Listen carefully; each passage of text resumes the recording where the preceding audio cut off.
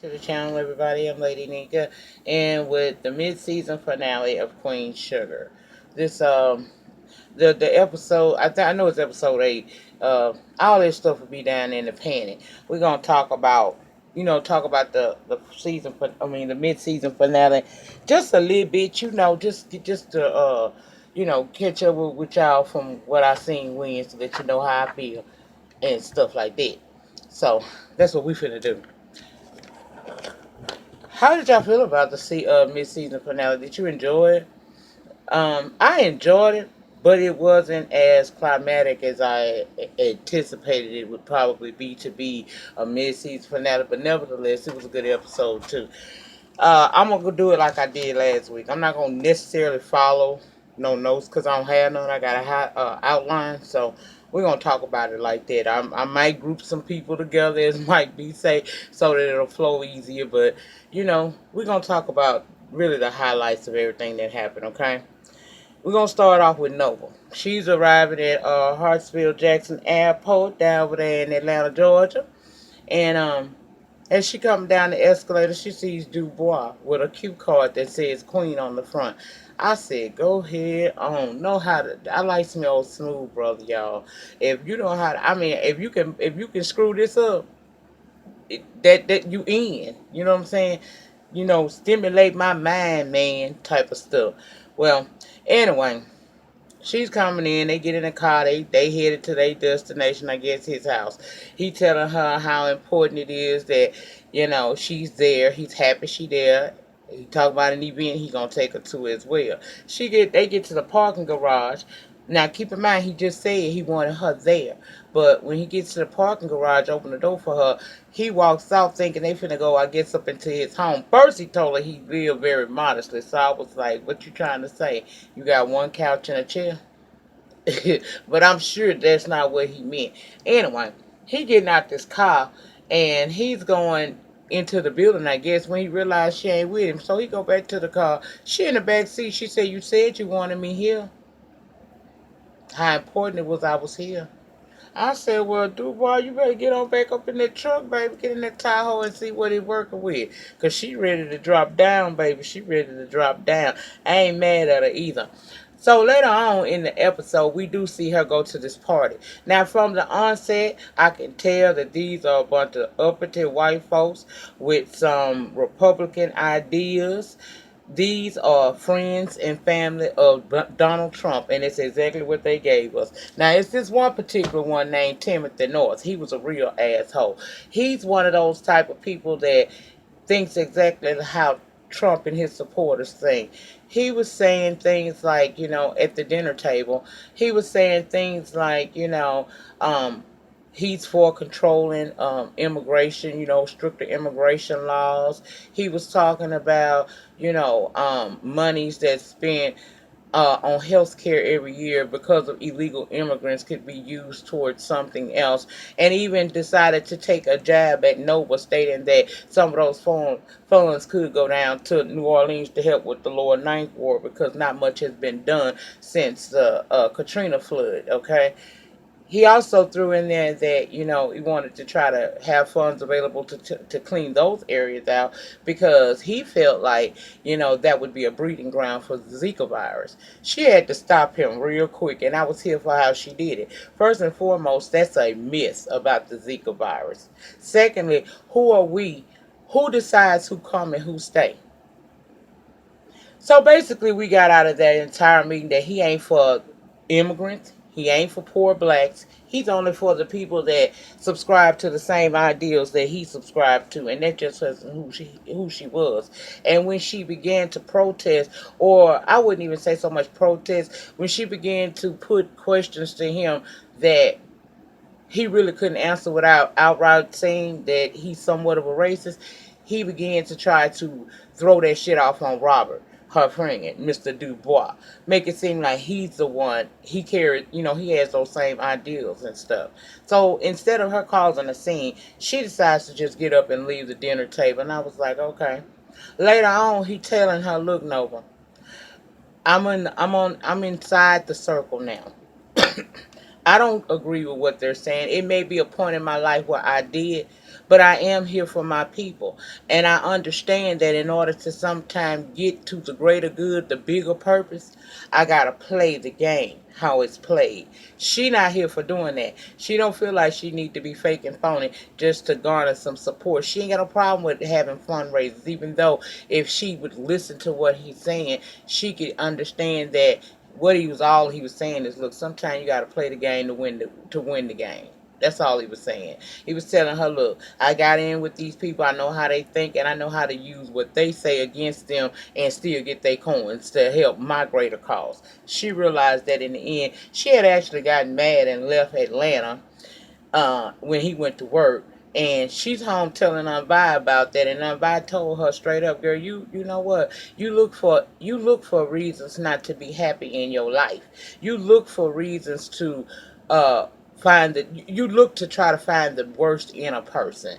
And this guy you got is a hard working man. I done seen him. And if I was you, life is short, baby. You better get on the best thing that you can get on and ride it into the sunset. And I was here for her. So when he shows up at her doorstep, he brought the pamphlets and things to show her, look, had you waited and not just left, you would have understood more of what I was trying to explain to you, Nova. In order to get to the greater good of helping our people, sometimes we gotta go into the trenches with these people who we know are not here for us, and no, we do not subscribe to their ideals and beliefs. However, we do play the game how it's played, and baby, they playing checkers, we playing chess. That's what he was basically telling her. It ain't never too late for you to learn a new way and for you to grow. The way you doing it is commendable. However, it's not always productive for you in the way that you would like it to be. So if we can take them and use their ideas and their funding and flip it to better us as a people, then that's what I want to do. And that's what I was trying to get you to understand. She was like, oh, okay. Well, you could have just emailed me or called me about this. He said I could have, but I wanted to see you. I took it as you started it in the truck. I'm gonna start it right here. And he put up on that counter, and I said, get it in, get it on in, girl, get it on in. Now over there at who I want to go to next? Let's talk about Charlie. The article is out now. Remy comes to her and tell her the article was out. The farmers have read it. Everybody liked it. However, there were parts in the article that caused some concern for some of the farmers. In the article, it made it seem as if you're only here for a limited time only. The concern of the farmers is, are you here for a little while? Is this a stop along the Charlie Borderline reinvention of self type of thing, or are you vested here with us? Because if we're gonna break our contracts with the Landress and and come to Queen Sugar, we need to know that Queen Sugar is going to be there for us. Because if you decide that you have done all that you plan on doing here and you want to pull out, that means that we have to go back to the Landress where we were already mistreated, only to be further mistreated because they're gonna make us pay for leaving. So she says that she will address the people. He brought up, she didn't mention her marriage or her marriage breaking up.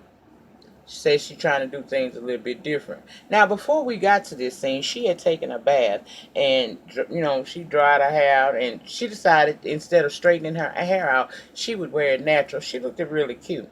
Okay, so let's go back to this office scene with him. She want him to give her a second chance. At first, he was saying like he didn't know because he done seen so many sides of her that he didn't like. But deep down inside, we know that he liked her and she do too. And she was asking him to please just try. Child, he was acting like he wasn't going to. But I knew that kiss was coming and he was going to give her a second chance. Because she's not a bad person. She's a perfectionist and she's a control freak. That's kind of hard to deal with in one person with them type of personality traits within them. Hard to deal with their ass sometimes, but they good people, some of them. Okay, so he decides to give her a second chance. I was here for that. Now let's go over to Micah, Kiki, and Keisha, the friend. They walking along to school, and they happen to notice out their peripheral, it's some damn cops got two teenage boys, what appeared to be teenage boys anyway, on the side of the road arresting them. Now, being that we are in a society now where it pays to have witnesses and video cameras and everything when you interacting with the police, because we know that they tend to want to kill us. They said they were going to stand there and wait to see that everything goes smoothly, that they don't brutalize these boys in any kind of way. Okay? Now, one of Michael's friends from the private school come up. He's introduced to Kiki by Micah. And did it wasn't me, or did it seem like he was looking at her kind of strange? He did. He looked at her kind of strange, like, I ain't expect you to be this black. But anyway, he offers them the opportunity to go out with them and hang out and do whatever it is that teenage people do. Micah didn't want to go, but we noticed that Micah is very preoccupied watching what's going on across this street. And I was like, well, that probably got something to do with the fact that he was arrested recently as well. So, not thinking nothing's wrong, I'm just noticing that he's very preoccupied with that. Well, he called his daddy. Now, Wes is at a so-called marketing meeting, but it's with the girl from the Habitat for Humanity site that we seen on a couple of episodes back. This young single girl who said she can't swing a hammer to save her life, but she believed in supporting because she once grew up in a Habitat for Humanity home. He's having a dinner with her, well, a meeting with her. Okay. Michael called because while him and Kiki together, he felt like, can I take her by the loft and let her see the loft? Dad says, fine. Davis is cool with that. I ain't there right now, son, but go ahead on. I'll meet you back there later. Now, as they're going along their little day, I guess sightseeing, window shopping or whatnot, they walk past this window of a cafe, and inside it is David sitting there talking to that woman. Kiki saying, ain't that your daddy? He look over there and see that is his daddy. So he goes inside. He's angry. You ain't nothing but a liar. You lie. Are you a liar too? He gonna lie to you too, because he lied to my mom to start our family. I mean, he's going ham on his father. And his dad don't understand where all this is coming from, but tell him, get your ass to the house. We will be talking about this here on a later date, okay? So I'm gonna leave it right there. We're gonna deal with that at the end. Let's go on over here to Ralph Angel. Ralph Angel done wrote a check that ass can't cash. Bills is due. He ain't got no paycheck from Charlie, and he can't go to the account and withdraw no money. So he's been calling Nova and Charlie, but ain't none of them answering the phone. So he calls on by to see if she heard anything. She says she hadn't. She assumed that they had worked that out between the three of them. Well, apparently they haven't. He gets to telling her what the situation is, and she have to stop him right there. Didn't I tell you, don't let your pride write a check? Your ass can't cash. I'm not getting in the middle of all of this. All I can tell you is keep trying to reach her. That's all I got. I haven't talked to her. Ralph Angel, y'all are grown and y'all can handle this on y'all own. Deuces. Hollywood come in. They still acting a fool with each other. Yep. But I think maybe I should call Charlie for him. Why? They grown. You need to be focusing on you and saving your energies for the things that you trying to do with your pies and what's not. Why is you worried about these grown folks? They will figure this shit out on their own. Let it go. Let God. She ain't got no choice but to do that. Okay? Now, Charlie's in the office when Darla comes in to give her some paperwork, and she asked Charlie, is we good, girl? Charlie ain't good with her. She said that she felt like Darla was wrong for not telling her about the will. Darla had to tell Charlie real quick, and I totally agreed with that. That's not my truth to tell. True, he did tell me, but in that moment when he told me, I ain't feel like it was my place to come and tell you that, because that's a family affair. Okay? And sideline, let us not forget, when she found out about that will, everybody still was treating Darla like she was on that dope. She had done so much and not being a mother to her son for so long. Wasn't nobody feeling Darla at first. So at the time she found out, what she looked like running to go tell you what's going on within your family business. She told her, look, I enjoy this job. I appreciate you for giving me this job. I need this job for my sobriety. However, I will continue to do a good job here for you as long as you allow me to do so. And I hope that you let me be here for quite some time to come. And she chunked deuces and left her. Now, it's the 2 year anniversary of Darla staying clean.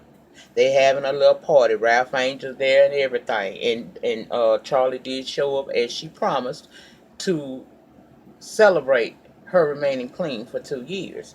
Now, the lady that run the little, I guess the crisis center or the detox place, whatever you want to call it, that Darla was in, that she spoke with a couple of episodes ago when Ralph Angel first went off on her, when she had lost her job. Okay, this lady gave Ralph Angel some real. This is a lifelong battle that she will have to fight.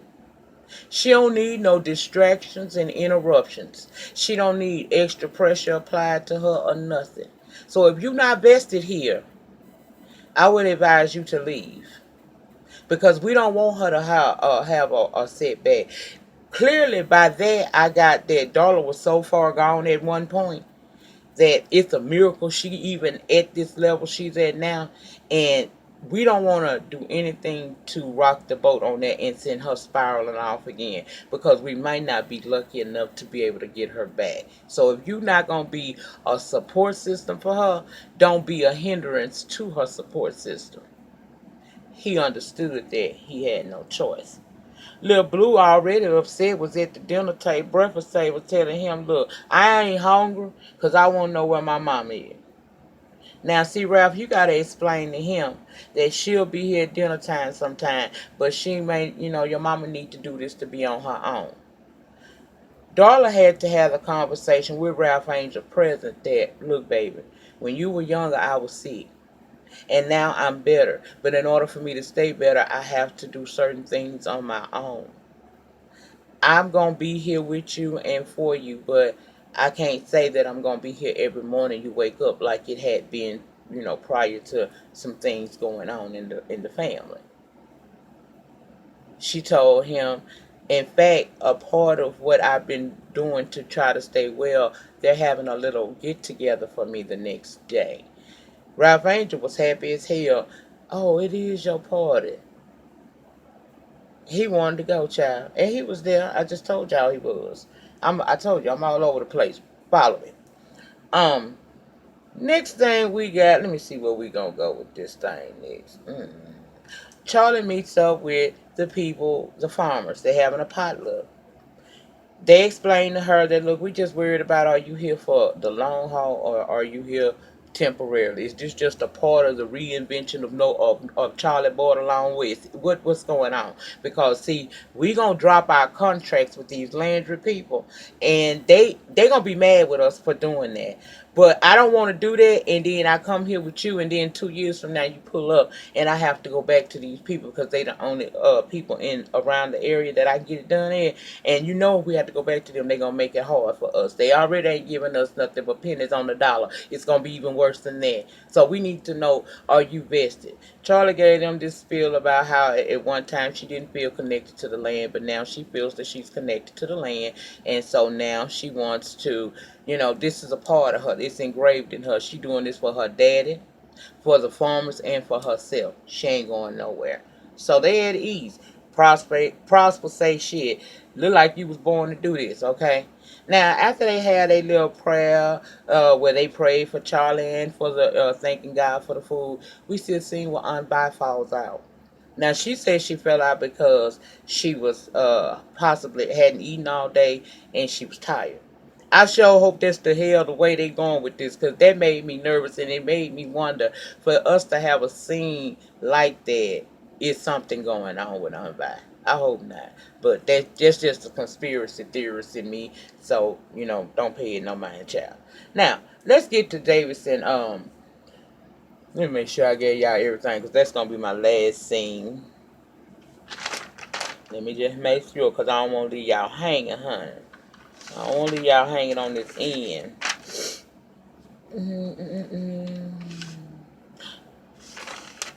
Okay.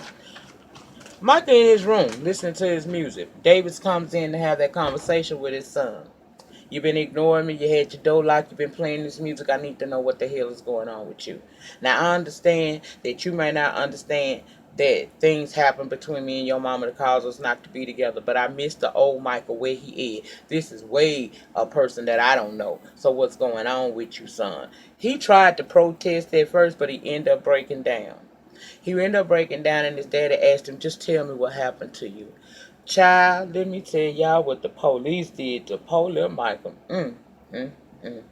The police had poor little Mike in the backseat of that car. He was already trying to tell him that he was Davis West's son. He didn't believe him. Then he went on to say, I don't like niggas like you with that damn silver spoon in y'all mouth. How y'all be talking and stuff. I don't like your kind.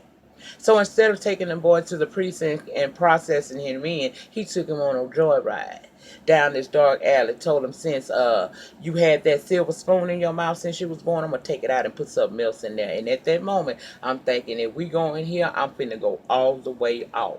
Well, it wasn't what I thought, but it still was a bad thing. He put the pistol in the boy's mouth and pulled the trigger. So that's part of why Michael's been acting out. And I'm pretty sure Davis is gonna do something about that situation. And that was the last scene of the episode. I think I hit everything. If I happen to have left anything out of this review, please put it down in the panic section. The conversations can always continue there. But that's all I think I did. I think I gave y'all everything. I don't think I left nothing out. If I did, put it in the pen, bitch. You know what to do. Put it in the pen. We'll talk about down there. Y'all know I be talking. Anytime. Remember the death anyway, remember the death of your struggle will always determine the height of your success. In the meantime, in between time, please remember to like this video. Likes are very important down here on these YouTube streets, whether they are dislikes or likes, okay? But I ask that you like. Get down in that panty section that I provide all nice and clean for you and have a conversation with me. Let me know your thoughts and opinions on this mid-season finale of Queen Sugar. Subscribe to my channel if you haven't already, and share the video if in wherever you share videos, if you do share them. Y'all tell me what y'all thought about that episode. That was good to me. I don't know. I felt some kind of way.